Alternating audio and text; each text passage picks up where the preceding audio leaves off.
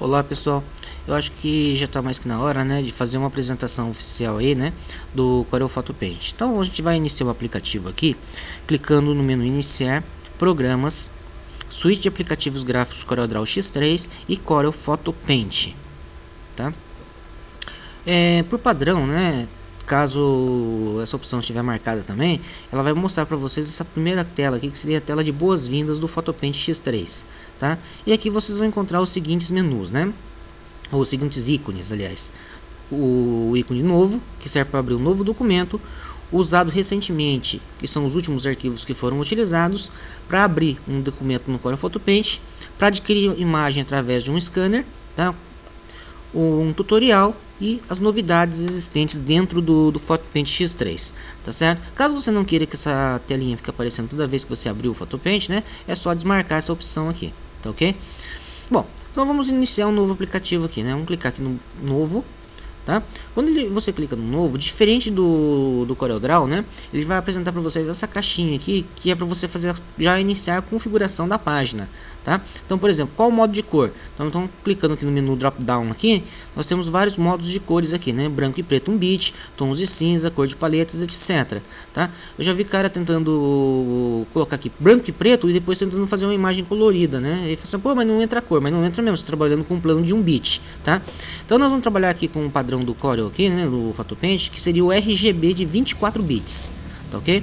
Aqui você determina qual é a cor de fundo, tá certo? Mais ou menos como se fosse assim, como se fosse a cor do seu papel, tá? Então vamos deixar como padrão aqui o branco, né, que corresponde nas cores RGB 255, 255, 255. Para cada cor que você for escolhendo, você pode observar que ele vai mudando esses valores aqui, tá? Então a mistura lembrando que RGB é a mistura do vermelho, tá? Do azul, aliás, do vermelho, do verde e do azul, tá certo? Então vamos voltar aqui para o branco, né? Clicando nessa opção aqui, você vai ter sem fundo, ou seja, você não vai ter o fundo, tá? Vou ficar com fundo transparente. Aqui nós determinamos o tamanho da imagem, tá? Você pode trabalhar com um tamanho personalizado, como é o caso que está aqui, tá? Ou se não, algum tamanho pré-definido, como por exemplo A4, tá? Então, a página A4 nós temos sempre dimensões, por exemplo, de 210 por 297, né? Modo retrato ou modo paisagem. Aqui nós vamos indicar para vocês a resolução da imagem, tá? Quem não se lembra de resolução, volta lá nas primeiras aulas, tá certo? Lembrando que para saídas de impressão, nós utilizamos uma resolução mais alta, tá? Acima de 300 dpi. Para resolução, para mostrar uma imagem em monitor de vídeo, entre 72 a 100 dpi é mais que suficiente, tá certo? Isso aqui caso a gente queira fazer animação, tá certo? E aqui ele vai dar alguns dados para vocês, né? Por exemplo, tamanho da imagem e memória disponível. Então vamos dar um OK aqui. Ele já vai abrir para nós a tela A4. Vamos maximizar aqui para poder trabalhar. Bom, à primeira vista, os próprios usuários do CorelDRAW normalmente sofrem um determinado impacto quando vê essa tela, né?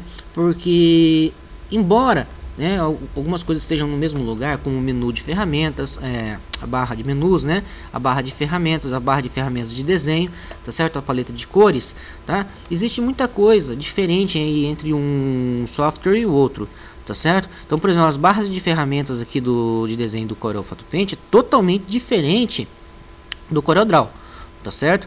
Bem diferente. Algumas são parecidas, mas a maior parte não tem nada a ver uma coisa com a outra, tá certo? A mesma situação se dá exatamente porque você fala assim, mas aqui não está determinando o tamanho da página, o valor de zoom, né? As coordenadas, tá? Então também é outra coisa que o pessoal assim sofre bastante, né? Os usuários assim do CorelDRAW quando vai migrar para o PhotoPaint, tá certo? Outro conceito que nós vamos trabalhar aqui, né? A gente fala assim, mas vamos fazer um exemplo aqui, né? Quando a gente trabalha com o PhotoPaint, tá? A gente determina primeiro a cor para depois fazer o desenho, que era diferente no CorelDRAW, né? No CorelDRAW você, por exemplo, vou fazer um retângulo aqui, um quadrado. Então, você vinha aqui na ferramenta retângulo, tá? Fazia o desenho, ele ia fazer apenas o contorno, tá certo? Determinar o contorno, depois você clicava com o botão esquerdo do mouse para dar o preenchimento e direito do mouse para dar o contorno. No PhotoPaint é um pouquinho diferente, tá? Então, o que acontece no PhotoPaint, né? No PhotoPaint você vai ter, por exemplo, você escolhe a ferramenta, no caso a ferramenta retângulo ou F6, né? Tá? Eu quero, por exemplo, que a cor de preenchimento seja vermelho, então você vai clicar com o botão esquerdo do mouse no preenchimento, tá? Eu quero a cor de contorno, né, em verde, tá? Então, botão direito em verde, Feito isso, vocês vão observar que nessa telinha aqui, ó, tá? O que vai acontecer? Esse primeiro quadradinho que está colorido aqui, tá? É a cor de primeiro plano, ou seja, tá? Vai ser exatamente a minha cor de contorno. Esse segundo quadrinho é a chamada cor de fundo, que no caso aqui é a cor que nós determinamos no início, que é a cor branca, tá? E esse aqui indica a cor de preenchimento. Bom, agora é só vir aqui, ó, clicar e arrastar que ele já vai determinar para mim prontinho. Se eu pegar uma outra ferramenta, tá, que seria a ferramenta elipse, e for fazer isso aqui, ele vai manter exatamente a mesma configuração anterior, tá vendo? Bom, vamos voltar aqui. Alguns dados também que a gente pode observar é que o PhotoPaint ele permite que eu pego né, um determinado objeto aqui, ó, eu consiga arrastar isso aqui na tela, tá?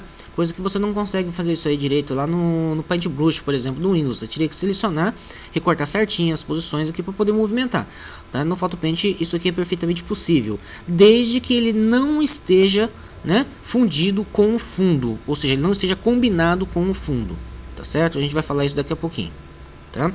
Vamos apagar aqui. Agora, um conceito muito importante de se trabalhar com o PhotoPaint está exatamente no chamado conceito de layers ou camadas, tá? Layers ou camadas, que é como o PhotoPaint vai trabalhar. Mas como assim layers ou camada? O que é isso, tá?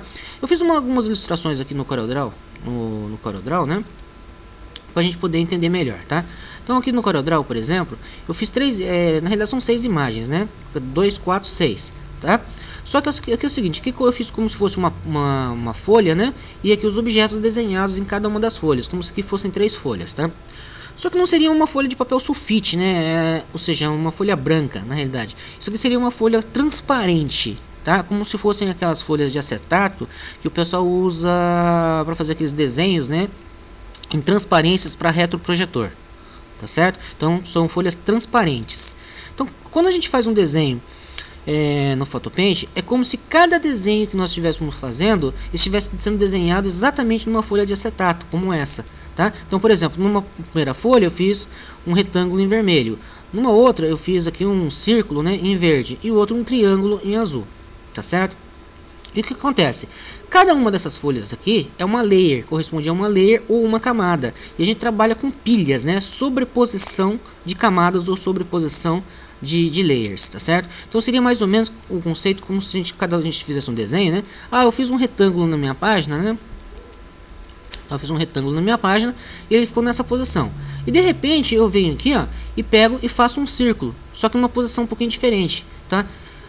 Então quando que aconteceu? É a mesma coisa que eu fizesse isso aqui, ó, né? Uma sobreposição dessas imagens, tá certo? É uma folha em cima da outra, como vocês podem observar aqui, tá?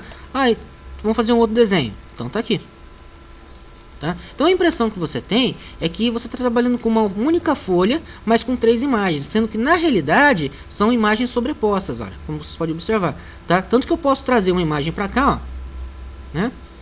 E fazer isso aqui. Eu também posso ordenar essas imagens. Eu quero passar, por exemplo, esse vermelho para a última posição, tá? Então no caso, olha só o que acontece. Eu estou transferindo a layer para trás, tá? Como posso jogar ele para frente e assim por diante. Então o conceito quando a gente faz um desenho no Corel PhotoPaint é exatamente esse, ou seja, a gente trabalha, né, por camadas, sendo que no final, tá, você tem a opção até de fundir essas camadas, quer dizer, você vai juntar e você vai combinar essas camadas. Uma vez combinada, não tem como desfazer essa ação, tá, pessoal? Tá? Então tem que prestar bastante atenção, né, quando a gente faz o desenho, se realmente você quer combinar ou não esses objetos, tá certo? Bom, vou fechar aqui o CorelDRAW X3, né? Tá? Vamos dar uma despedida dele no momento. Depois a gente vai voltar nele, porque na realidade o que eu vou fazer, né? A ideia é trabalhar com os 2 softwares simultaneamente, tá certo? O CorelDRAW e usar o PhotoPaint para um apoio gráfico aqui, tá certo? Tratamento de imagens. Então vamos relembrar novamente, pessoal. Nós vamos utilizar o Corel PhotoPaint aqui, né? Para edição e tratamento de imagens. Basicamente nós não vamos utilizar ele para criação, sendo que é possível fazer criação, tá? Mas não é o papel do PhotoPaint, tá? Isso a gente vai deixar a cargo, né, do CorelDRAW, tá certo? Como eu disse para vocês, né, cada um na sua. Pessoal, eu vou dar uma terminada aqui, né, por causa do tempo do vídeo, e a gente continua isso aí na próxima aula. Então, até breve.